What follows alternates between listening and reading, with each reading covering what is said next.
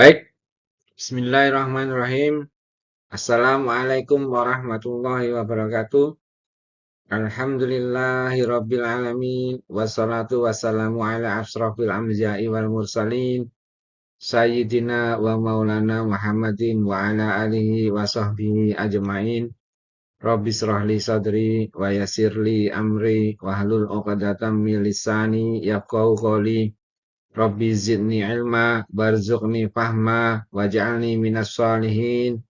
Subhanaka la ilma lana illa ma 'allamtana innaka antal alimul hakim. La haula wala quwata illa billahil aliyyil azim.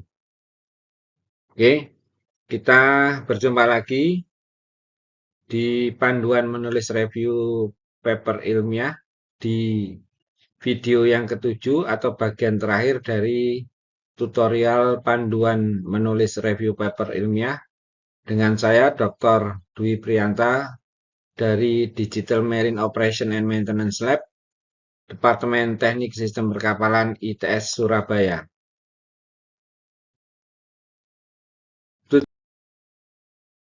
Tujuan dari tutorial penulisan review paper ini adalah seperti yang sudah kami sampaikan sebelumnya di video sebelumnya adalah untuk memahami tahapan penulisan review paper dari awal sampai akhir hingga terbit ya, hingga siap terbit. Kemudian yang kedua mampu menemukan topik dan menyusun research gap. Yang ketiga menerapkan struktur dan standar penulisan ilmiah sesuai jurnal internasional berreputasi.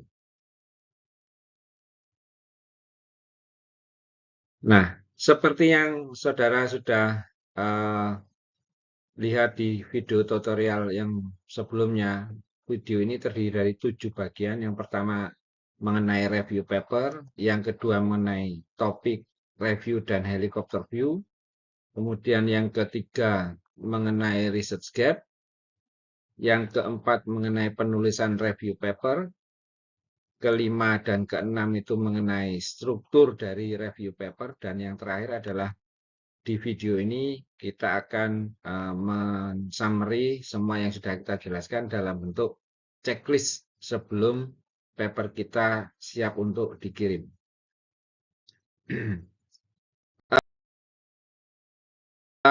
Ada satu section 10 ya, section 10 atau section terakhir dari rangkaian tutorial penulisan paper review atau review paper. Di sini nanti kita akan mulai dari checklist dan format akhir.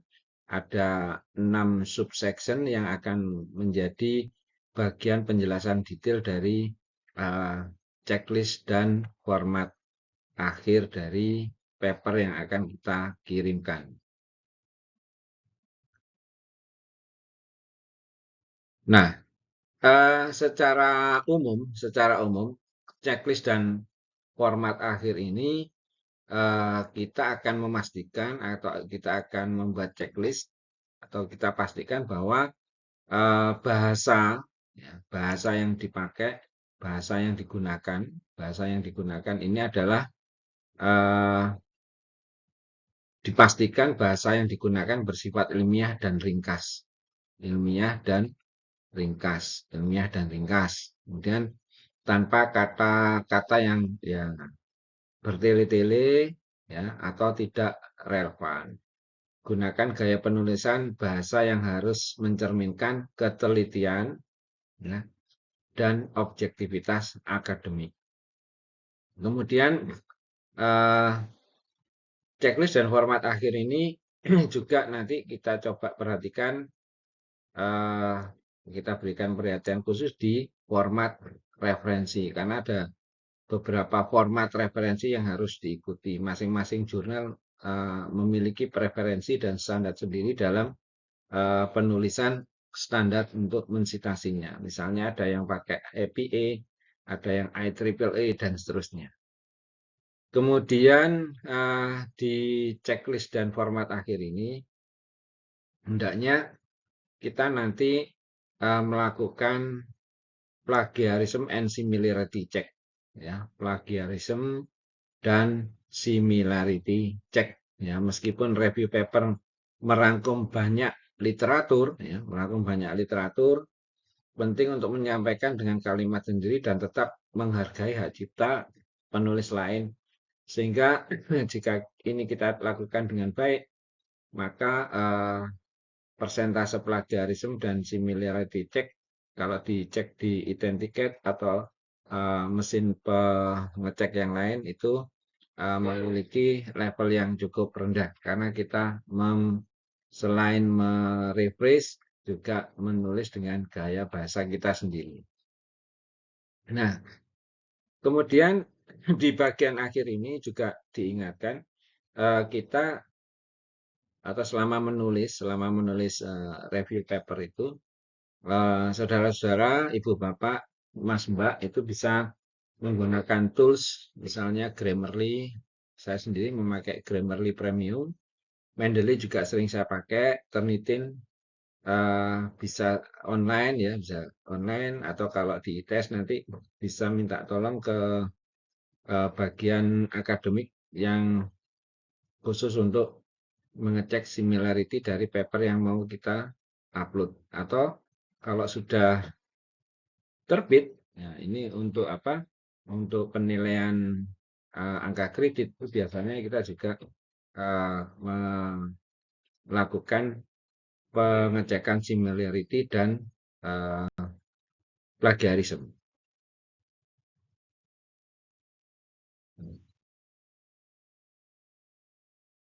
Baik,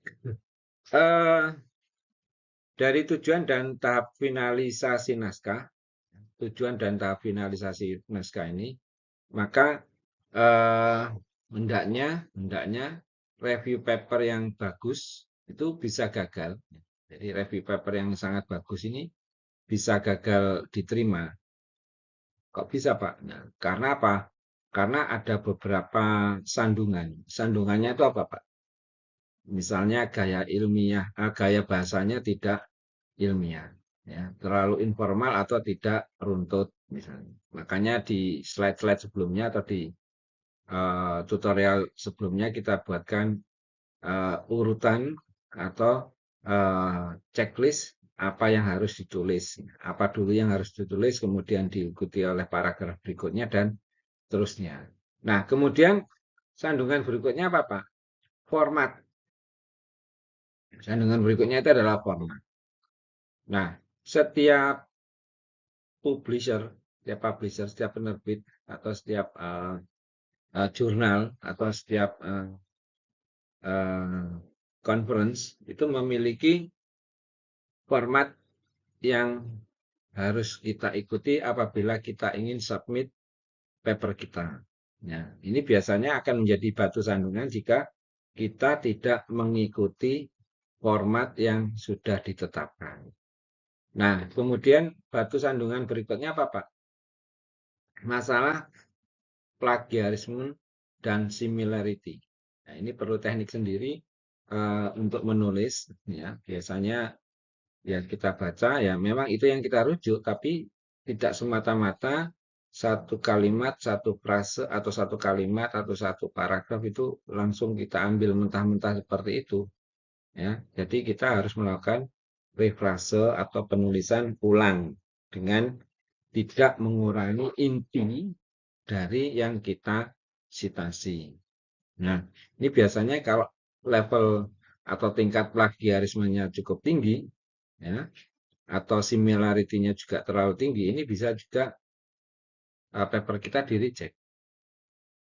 Nah, kemudian dari sisi penulisan referensi, itu tidak rapi dan atau tidak standar. Karena penulisan referensi ini ada standarisasinya. Jadi perhatikan jika mengirim paper di suatu jurnal atau di suatu conference, itu perhatikan format yang dipakai apa. Ya kita ikuti saja format yang telah ditetapkan.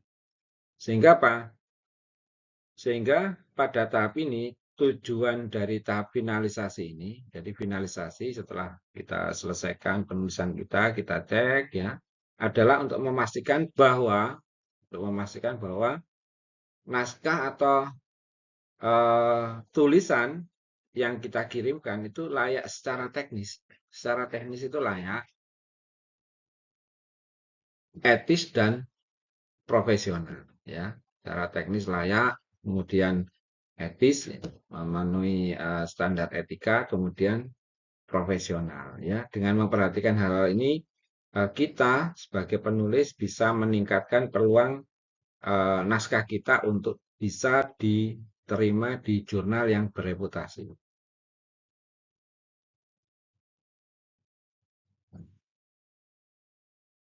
Baik, di section 10.2 dari bagian akhir ini itu membahas mengenai bahasa ilmiah dan gaya penulisan. Bahasa ilmiah dan gaya penulisan, ya. Kita akan membahas pentingnya menggunakan bahasa ilmiah. Pentingnya menggunakan bahasa ilmiah dan gaya penulisan. Dan gaya penulisan yang tepat dalam review paper. Ya. Salah satu aspek yang sering menjadi perhatian reviewer, ya, salah satu aspek yang sering menjadi perhatian reviewer itu adalah pada pilihan kata dan struktur kalimat. Pada pilihan kata dan struktur kalimat. Nah, salah satu aspek yang sering menjadi perhatian ini adalah struktur kalimat dan pilihan kata. Ya. Misalnya, ini contoh yang buruk ini, contoh yang kurang tepat ya. Yang kurang tepat itu kita menggunakan bahasa informal. Jadi ini ada kata ini. Kita bisa lihat bahwa ini tidak terlihat terlalu profesional atau tidak terlalu standar untuk bahasa jurnal. Misalnya, contohnya kita bisa refrase ini misalnya dari hasil sintesis dapat disimpulkan bahwa, nah ini kan kosakata yang sering kita jumpai pada penulisan paper review, ya seperti ini. Nah, kemudian yang berikutnya dari item bahasa ilmiah dan gaya penulisan itu adalah kalimat, mengenai masalah kalimat.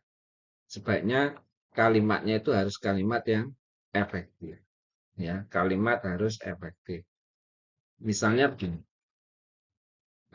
daripada kita menulis sangat banyak penelitian yang membahas ini, kita bisa merefrase ini menjadi apa? Banyak penelitian telah mengkaji topik ini secara intensif. Nah, seperti ini.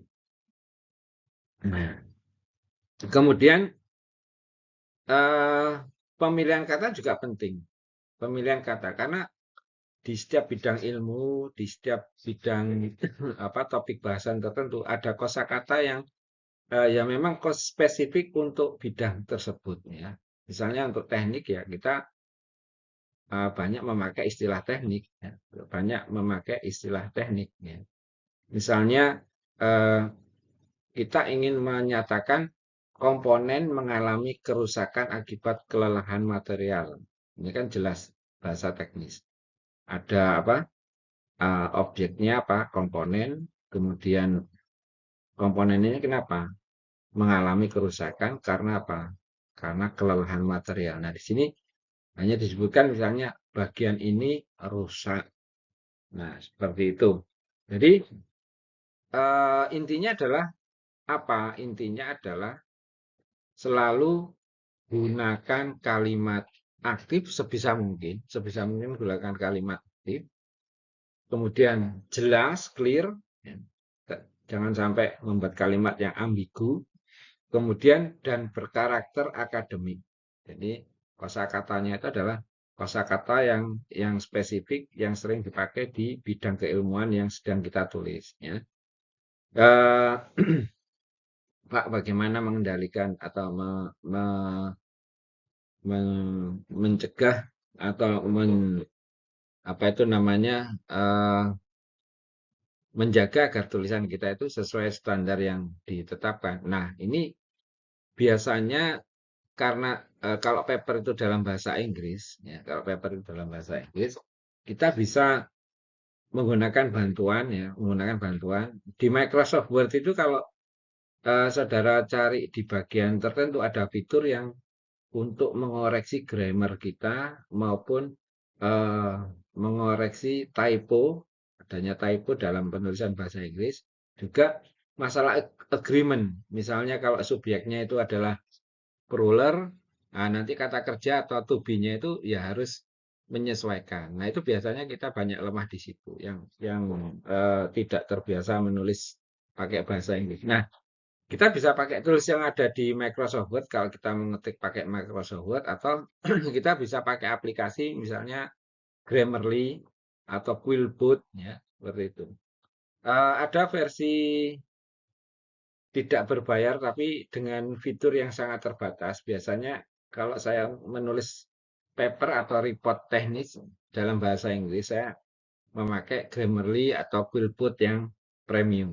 Nah, seperti itu. Eh,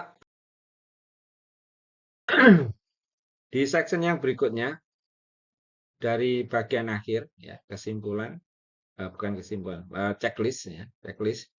Item berikutnya adalah kita tulis di section 10.3 ini mengenai format referensi.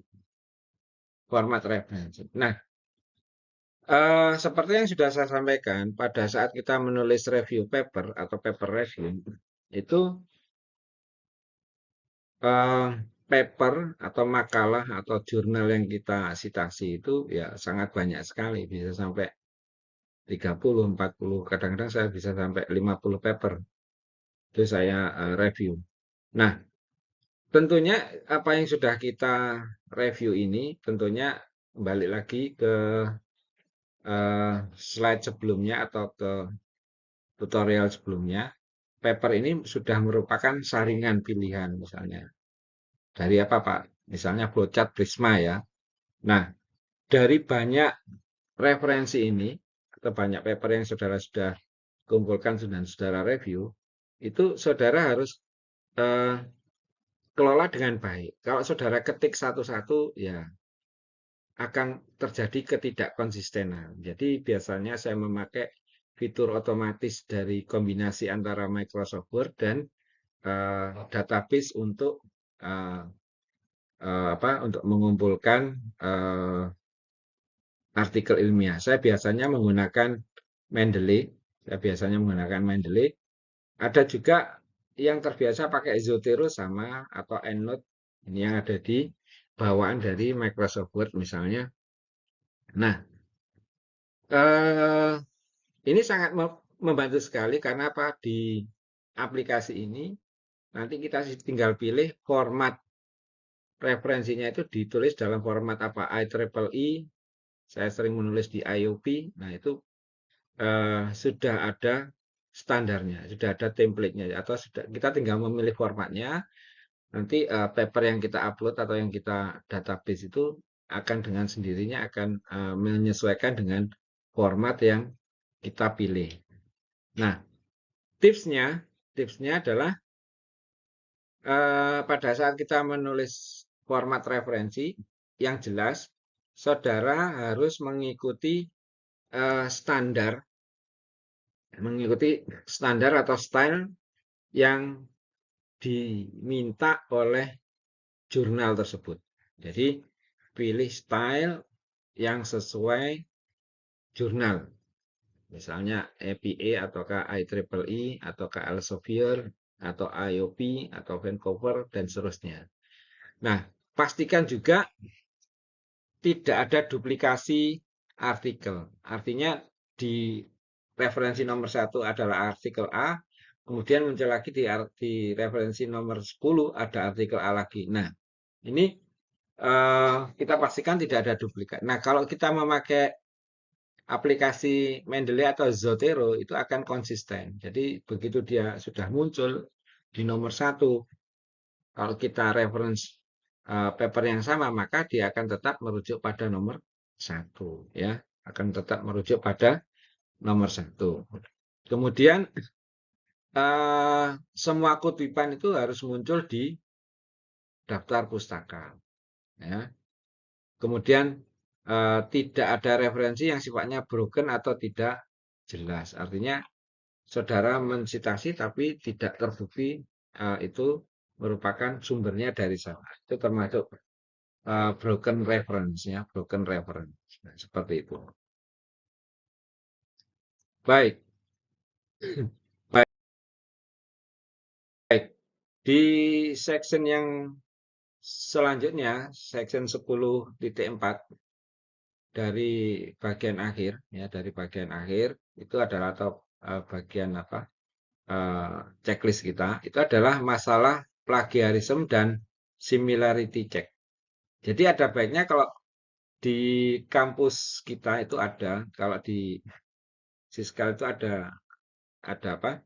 Kita kita apa? Subscribe untuk mengecek similarity dan plagiarisme itu.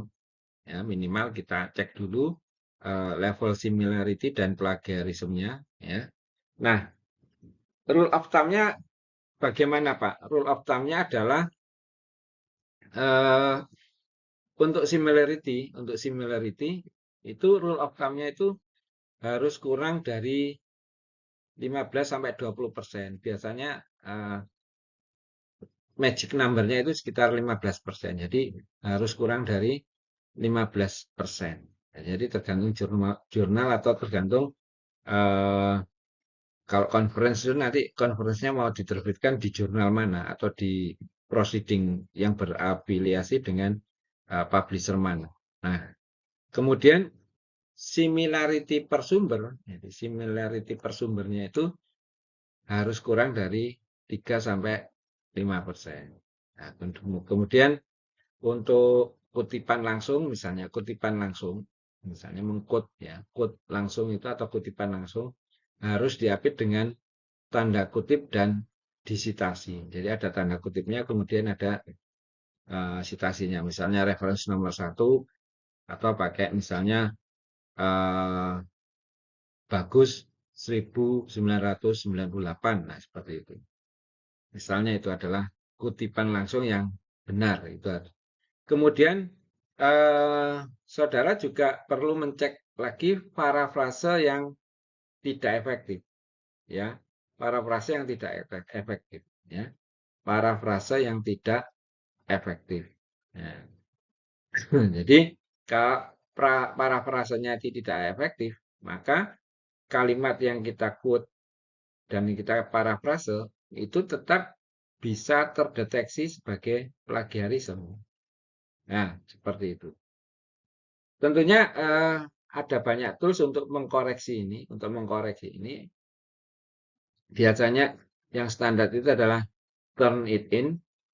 Turnitin itu direkomendasikan oleh banyak jurnal. Kalau Elsevier atau Springer itu biasanya Authenticate. Nah, kalau untuk bapak-bapak dosen yang dites untuk apa publikasinya untuk dimasukkan sebagai rekam jejak tulisan papernya atau rekam jejak tulisan ilmiahnya itu biasanya sebelum diupload di sistem informasinya ITS itu dicek apa similarity dan plagiarisme. Nah, seperti itu. Baik. Di subsection 10.5 dari bagian finalisasi atau final check itu adalah ada tools bantu ya. Ada tools bantu ini juga sudah berulang kali saya sampaikan pada saat menjelaskan di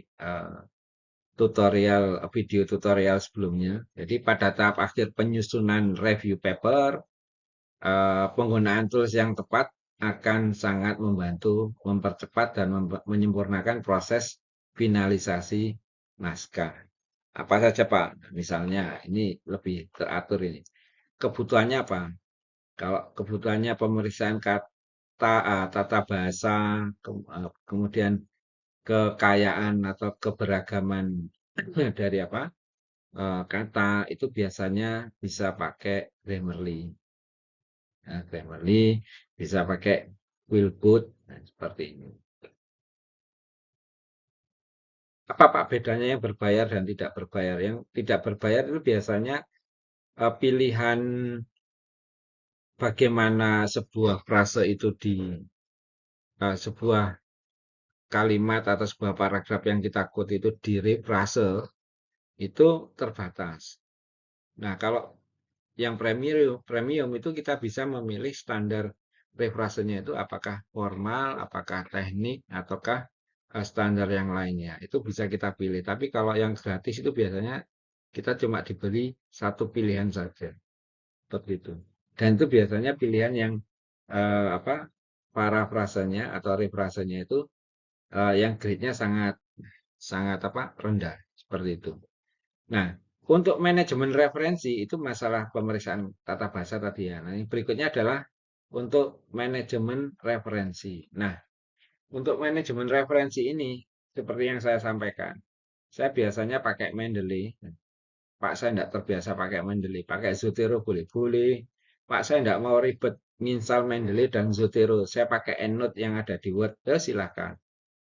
Silakan. Nah, seperti ini. Cuma biasanya kalau Mendeley itu akan tersimpan di database di cloud. Di cloud sehingga kalau sewaktu-waktu kita panggil lagi itu masih ada. Masih tersimpan.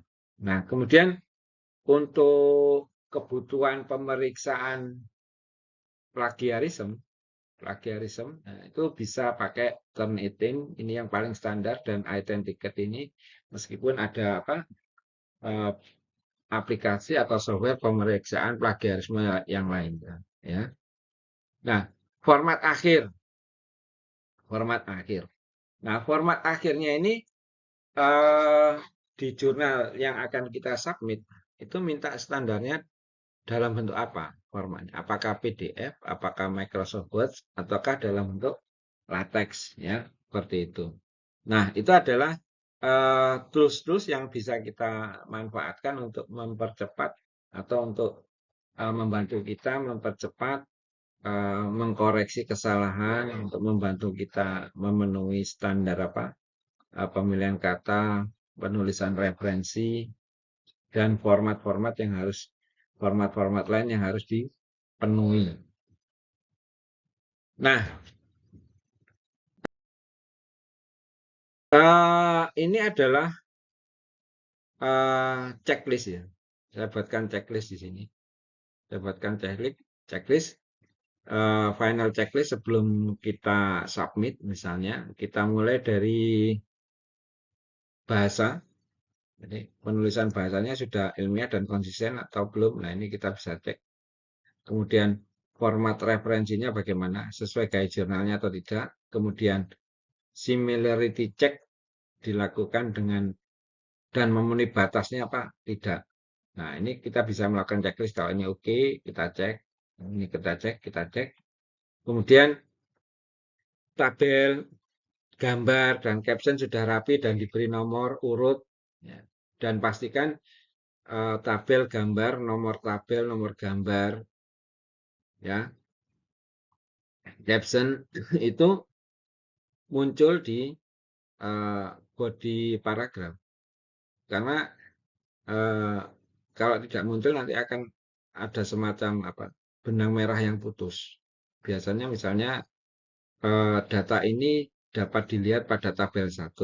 Nah, jadi harus nyambung antara paragraf dan tabel. Jadi tidak boleh ada tabel atau gambar yang diberi nomor tapi tidak dijelaskan di dalam paragraf.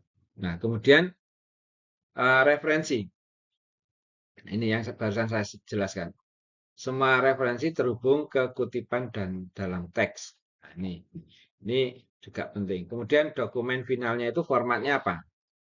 Apakah PDF ataukah DOCX atau Microsoft Word atau format yang lain? Nah, seperti ini. Atau format yang lain.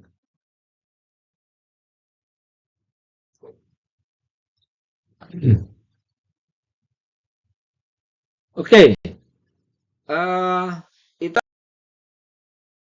adalah akhir dari checklist yang bisa saudara pakai untuk melakukan pengecekan akhir sebelum paper saudara submit.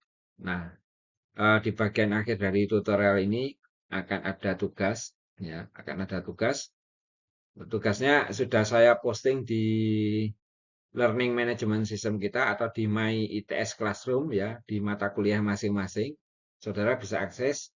Ini sudah saya siapkan. Saudara bisa memilih topik review dari daftar yang saya berikan. Dari daftar yang saya berikan.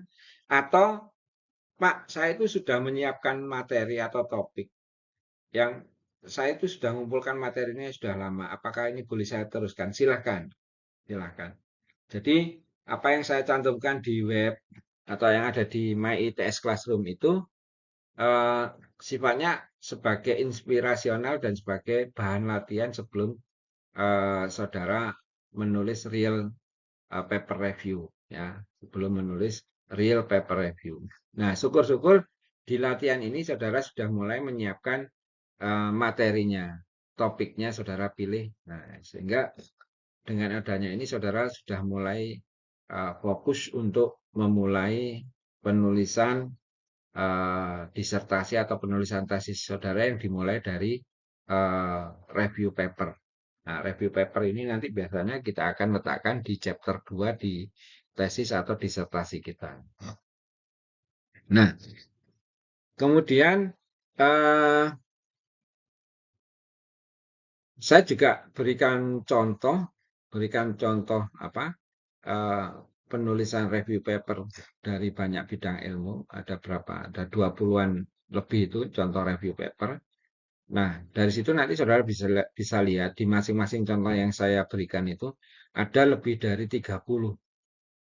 Ada lebih dari 30 paper yang disitasi, ada lebih dari 30 paper yang disintesa. Nah, makanya di tahap awal, di slide-slide sebelumnya tadi, atau di tutorial sebelumnya, saudara harus memiliki sistem untuk memilih kredibilitas dari untuk paper yang saudara akan rujuk. Nah,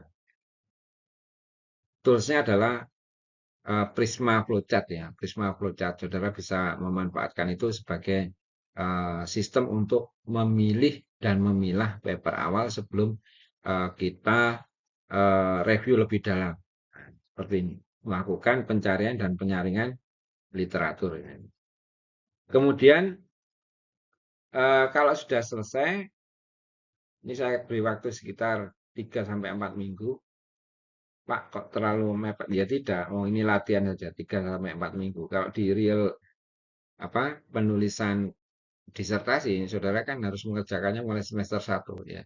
Jadi bagi mahasiswa yang masih semester 1 ini adalah kesempatan baik untuk memulai uh, memilih topik, mengumpulkan materi. Nah, jangan sampai di akhir-akhir semester saudara baru aware mengenai masalah ini. Karena ini mau tidak mau ini bagian dari administrasi kelulusan saudara di program master atau magister dan di program doktor di Departemen Teknik Sistem Perkapalan ITS. Baik, ini adalah akhir dari seluruh video tutorial mengenai penulisan review paper yang kita bagi menjadi 7 video, dan ini adalah video terakhir, video tutorial yang terakhir. Jika ada pertanyaan atau ingin berdiskusi, silakan temui saya di kampus, ya. Saya lebih prefer face to face sehingga kita bisa diskusi lebih intens. Pak, kalau posisi saya di luar Surabaya, apakah saya boleh WA, boleh telepon? Ya, semampu akan saya bantu semampu saya. Tapi lebih optimal kalau kita ketemu face to face.